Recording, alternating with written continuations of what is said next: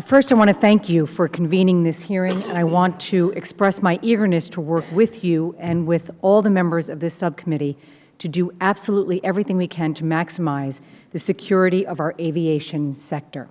The Transportation Security Administration's mission is to protect the nation's transportation systems to ensure freedom of movement for people and commerce.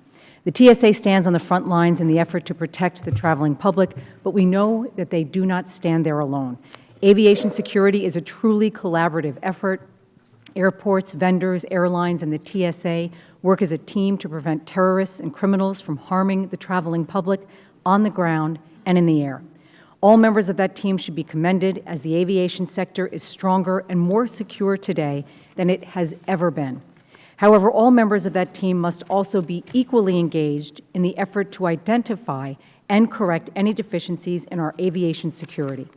Recent incidents have revealed such deficiencies, vulnerabilities that exist within our airports, and must be swiftly addressed for the sake of our national security and for the safety of the American people. Last December, authorities in my home state of New York uncovered a gun smuggling operation in which a former airline employee brought weapons and ammunition, 153 firearms, including an AK-47 assault rifle, aboard commercial flights and carry-on luggage over a period of several months before he was arrested selling weapons to undercover FBI agents on multiple occasions. Also in my home state just a few weeks ago, a safety inspector from the FAA was arrested at LaGuardia Airport after authorities discovered a firearm in his carry-on luggage.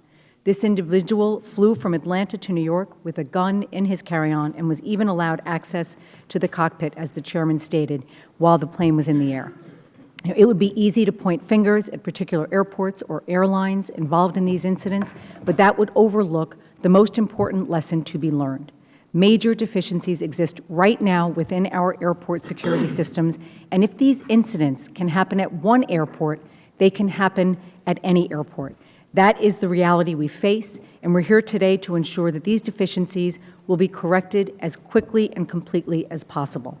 Now, what links these two incidents is that in both cases, the individuals exploited their SIDA credentials, their SIDA badges, to bypass security and bring prohibited items into secure areas. It's going to take a collaborative, comprehensive effort to ensure that on the front end, SIDA badges are distributed only to individuals who have been thoroughly vetted and deemed worthy of being trusted with them, and secondly, to ensure that no one entrusted with the SIDA badge is exploiting it. Again, I want to reiterate that this is and must always be a collaborative effort. It's my intent that through open dialogue between all of the entities here today, we can successfully neutralize access control incidents and eliminate a major deficiency in our nation's aviation security system. I thank all of the witnesses for coming here before us today, and I yield back the balance of my time, Mr.